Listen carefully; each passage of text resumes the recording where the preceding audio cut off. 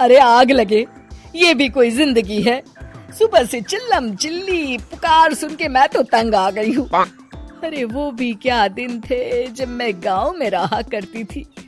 पहले बड़ी सुखी थी मैं।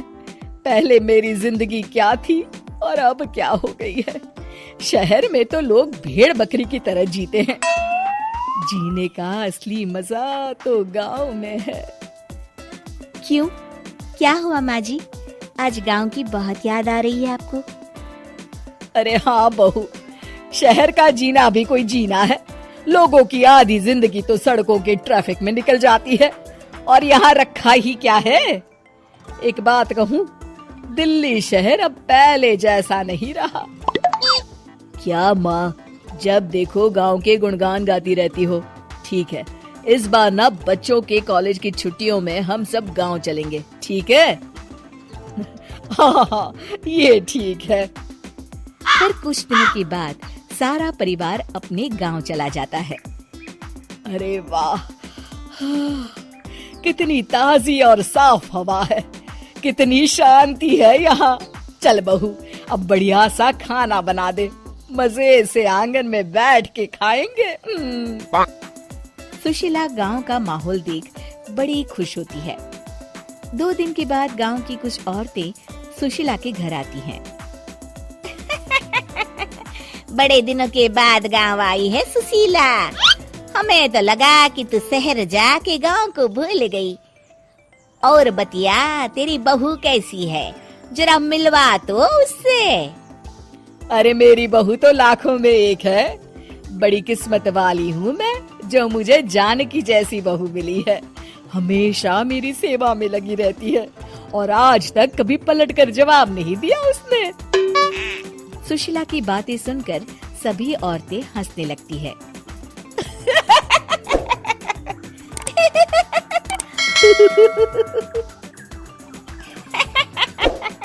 अरे कुछ भी बोले जा रही है। तबीयत तो ठीक है? तेरी बहू चांद से आई है क्या? क्यों बहनों, दुनिया की कोई भी बहू अच्छी होती है क्या? सब औरतें ममता की हाँ में हाँ मिलाती हैं। अरे मैं तो कहती हूँ दुनिया की हर बहू सास का खून चूसने वाली डायन होती है, डायन। मैं तो एक बिल में 1000 सांप के साथ रह सकती हूँ, लेकिन अपनी बहू के साथ नहीं रह सकती। हाँ, तूने सही कहा। मेरी बहू तो तेरी बहू से भी 2 कदम आगे है। सब औरतों की बातें सुनकर ममता मन ही मन बड़बड़ाती है। अरे ये गांव सुधर गया, लेकिन औरतें नहीं सुधरी। अगर थोड़ी देर और इनकी बेवकूफी भरी बातें सुनूंगी तो मैं सच में पागल हो जाऊंगी।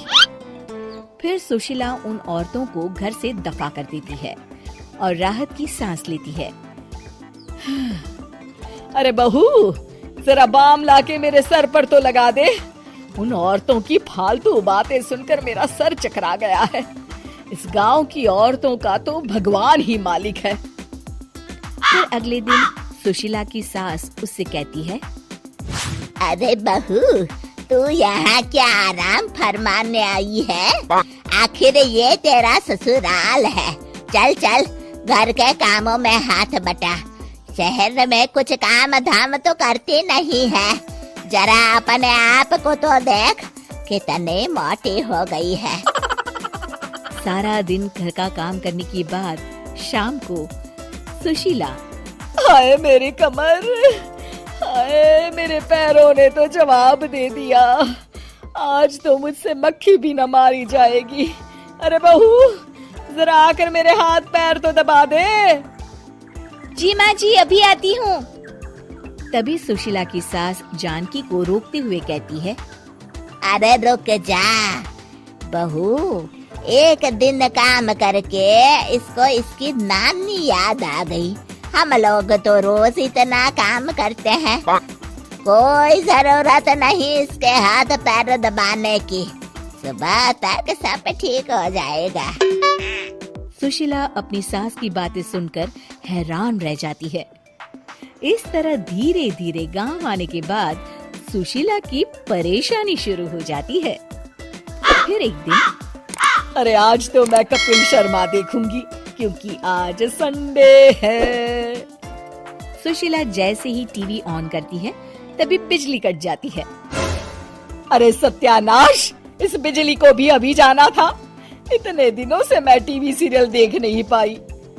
हमारा देश इतनी तरक्की कर रहा है, अरे पता नहीं ये गांव कब सुधरेगा। अरे अब तो 2 दिनों के लिए बिजली को भूल जा, ये तो यहाँ रोज की बात है। अब इस अंधेरे में रहने की आदत डाल ले। हाँ। हे भगवान, अब क्या होगा? ऊपर से इन मच्छरों ने जीना हराम कर रखा है। दूसरी तरफ घर के काम कर करके और बिना किसी सुविधा के सुशीला तंग आ जाती है और उसे शहरी जीवन याद आने लगता है। क्यों माँ, मजा आ रहा है ना? अरे आपने ऐसी सूरत क्यों बना रखी है? मुस्कुराइए, अब हम गांव में हैं।